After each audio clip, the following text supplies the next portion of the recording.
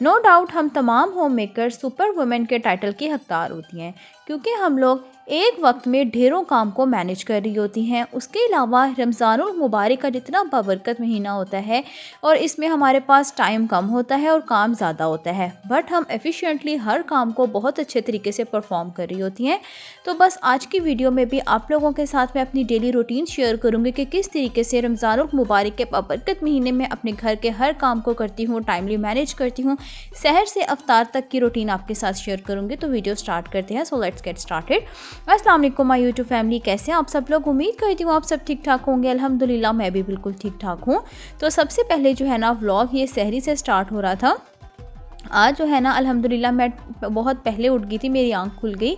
जब मैं उठी तो देखा तो गैस ही नहीं थी। तो इसके लिए जो है ना या तो मैंने सिलेंडर रखा होता है या फिर जो है ना मैंने इलेक्ट्रिक चूल्हा भी रखा हुआ होता है। तो इसके लिए सबसे पहले मैं आ गई थी किचन में। मैंने अच्छे से फ़्रेश हो गई। फ़्रेश होने के बाद मैं आई किचन में और मैंने चाय बनाई और सिंपल इसके ऊपर मैंने सीख कबाब बनाकर फ्रीज़ किए हुए हैं। उन्हीं को मैंने जो है अच्छे से डिफ्रॉस्ट किया पहले और फिर उनको पैन में डाल के ग्रिल कर लिया था। रात की रोटी बची हुई थी और वही मैंने उसी के ऊपर कबाब रखे और सिंपल उससे हम लोगों ने सहरी कर ली और अल्लाह ताला का शुक्र अदा किया। देन बारी आ जाती है जी नमाज की। यहाँ नमाज़ पढ़ा और मेरी आदत है कि ना मैं सुबह में जो है कुरान पाक पढ़ लेती हूँ, क्योंकि बच्चे जो है ना सुबह स्कूल जाते हैं, फिर दोबारा अगर मैं सो जाऊँ ना फिर मेरे से उठा नहीं जाता। बच्चों को भेज के फिर मैं सोती हूँ। तो यहाँ मैंने नमाज़ पढ़ ली थी और फिर मैंने कुरान पाक की तिलावत की। करने के बाद जो है ना मैंने साथ साथ मशीन लगाई हुई थी। मैं सुबह में ही मशीन लगा लेती हूँ, क्योंकि क्या होता है कि उस टाइम में फ्री होती हूँ। तो मैंने सुबह मशीन लगा ली थी। जितने कपड़े थे उनको साथ के साथ मैं वॉश कर लिया था। तो ये था कि 5 से 7 तक ना 2 घंटे का टाइम था और मैंने इजीली अपने घर के कई काम जो है ना उस टाइम में ख़त्म कर लिए थे।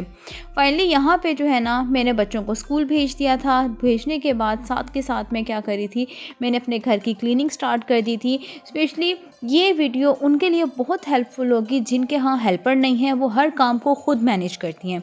तो यहाँ पे जब भी मैं झाड़ू लगाती हूँ ना खुद, तो मेरी आदत है कि मैं अपनी कबर्ड्स को पहले अच्छे से क्लीन करती हूँ।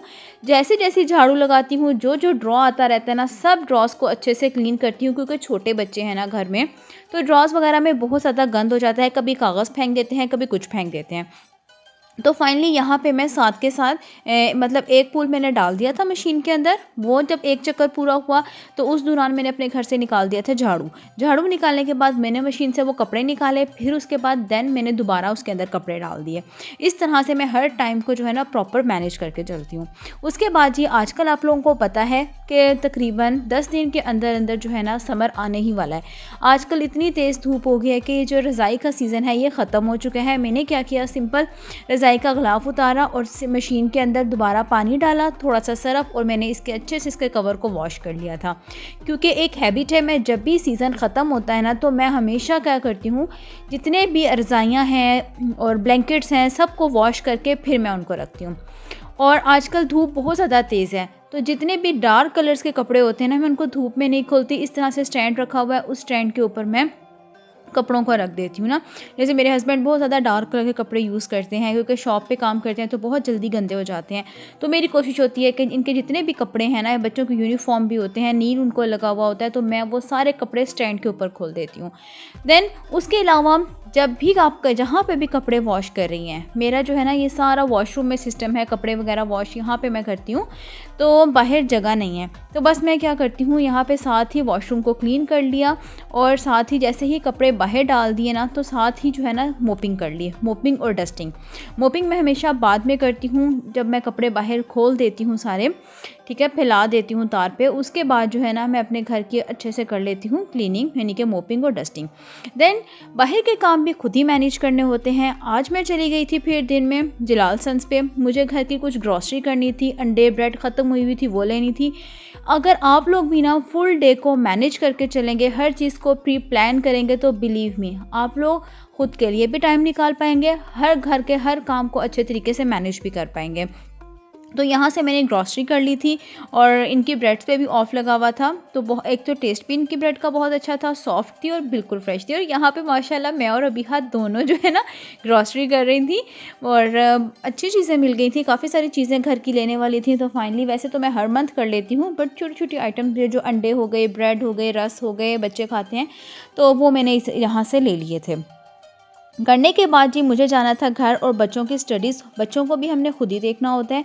तो बच्चों को मैंने जाकर थोड़ी सी पढ़ाया, 1 घंटा बच्चों को दिया। फ़िलहाल बज गए थे 4, नमाज़ पढ़ी, असर की नमाज़ पढ़ने के बाद मैं आ गई थी जी अपने किचन में। किचन में आने के बाद देखा कि आज का मेन्यू क्या करना है। मेन्यू मैंने 1 दिन पहले ही डिसाइड किया हुआ होता है। अच्छा, कल की वीडियो में मैंने आप लोगों के साथ शेयर की थी, ये गाजरों को मैंने नमक लगा के रखा था। जब इनका पानी निकल गया था तो वो मैंने पानी फेंक दिया। ये गाजरें मैंने इस वजह से कट करके रखी थी क्योंकि क्या होता है कि जब भी गाजर, मूली, थोड़ी सी सब्ज़ी सस्ती होती है ना, मैं क्या करती हूँ इस तरीके से उसका अचार डाल देती हूँ। तो यहाँ पे मैंने इसको कट करके रखा। थोड़ा सा मैंने इसके अंदर नमक तो कल ही लगा दिया था। आज जो है इसके अंदर मैंने कुटी हुई मिर्चें और थोड़ी सी मैंने अजवाइन, कलौंजी और पिसा हुआ धनिया और पिसी हुई सौंफ, वो मैंने इसके अंदर डाल के इसको अच्छे से मिक्स कर दी थी। और ये पूरी बास्केट जो है ना मैंने डाली हुई है सब्ज़ी के अचार की। तो मैं इसके अंदर जो है ना टाइम टू टाइम डालती रहती हूँ चीज़ें। जैसे लीमू जो थे ना मैं काफ़ी सारे ले आई थी, उनका जो रस निकाल कर मैंने उसको अच्छे से फ्रीज़ कर लिया था। और जो लीमू के छिलके थे मैंने उनको ज़ाया नहीं किया था, आप लोगों के साथ मैंने शेयर किया था। उसको मैंने इसी तरीके से नमक लगा के रख दिया था। उसका भी जो पानी था वो मैंने फेंक दिया था और लीमू को मैंने इस अचार के अंदर डाल दिया था। अब ये मैंने डाल दी थी इसके अंदर वेजिटेबल्स। और अब मैं इसके अंदर डाल दूँगी थोड़ा सा सरसों का तेल और थोड़ा सा जो है कुकिंग ऑयल डाल के इसको अच्छे से मिक्स करके। तो ये यकीन करें पूरा साल मेरा अचार ख़त्म नहीं होता घर में। एक तो घर का साफ़ सुथरा होता है, डिलीशियस होता है, टेस्ट भी इसका बहुत अच्छा होता है, खुशबू भी इसकी बहुत मज़े की होती है। तो आप लोग भी ऐसे ही कर लिया करें। ये घर की छोटी-छोटी चीज़ें होती हैं ना जो बंदे को सीखनी पड़ती हैं, मैनेज करना किस तरह से आना चाहिए। तो फाइनली ये अचार बड़े मज़े का बन के तैयार हो गया था। अब मैंने इसके ऊपर थोड़ा-सा ना ऑयल डाल दिया था, कुकिंग ऑयल ही था, और थोड़ा-सा सरसों का तेल बचा हुआ था वो डाल दिया था। इस तरीके से मैंने इसको अपने सामने टेबल पे रखा हुआ है। और आज मैंने खाने में फटाफट से बना ली थी मसरी की दाल, इसको तड़का लगाया और साथ में बच्चों की फरमाइश पे बनाए थे मज़ेदार से अंडे वाले सैंडविचेस, वो भी बन के तैयार हो चुके थे। और शरबत में आज कोई मेरा दिल नहीं चाह रहा था कि मैं बनाऊँ, सिंपल बस रूह अफ़ज़ा बनाया और बस अफ्तार तैयार। आप लोग भी कोशिश किया करें कि अफ्तार जितनी मतलब हल्की हो सके, ये फ्राई चीज़ें से ना परहेज़ किया करें क्योंकि इनका नुकसान ही होता है, कोई फ़ायदा तो होता नहीं है। तो बस मैंने यहाँ पे बना लिए थे फटाफट से सैंडविचेस। अफ्तार, सहर से अफ्तार तक का वक्त माशाल्लाह बहुत अच्छा गुजरा। घर का हर काम मैनेज हो गया, हर काम जो है ना प्रॉपर टाइम पर हो गया था। और उसके बाद जी हम तमाम होम मेकर्स की एक ही ड्यूटी होती है, अफ्तारी के बाद फटाफट से बर्तन वॉश किए, किचन से फ्री हुई और आराम से जो है ना फिर मैं लेट गई थी। लेटने के बाद फिर मैंने पढ़ ली थी जी जो तरावी के बाद बस फिर मैं फ्री हो जाती हूँ। तो ये रहा आज अफ्तार का टेबल। उम्मीद करती हूँ आज का ये व्लॉग आप लोगों को अच्छा लगा होगा। कमेंट बॉक्स में लाजमी बताना अगर कुछ आपको सीखने को मिलता है। तो चैनल को भी सब्सक्राइब कर देना, वीडियो को लाइक कर देना, ज़्यादा से ज़्यादा शेयर कर देना। मिलती हूँ कल नेक्स्ट वीडियो में, अगली वीडियो तक के लिए अल्लाह हाफिज़।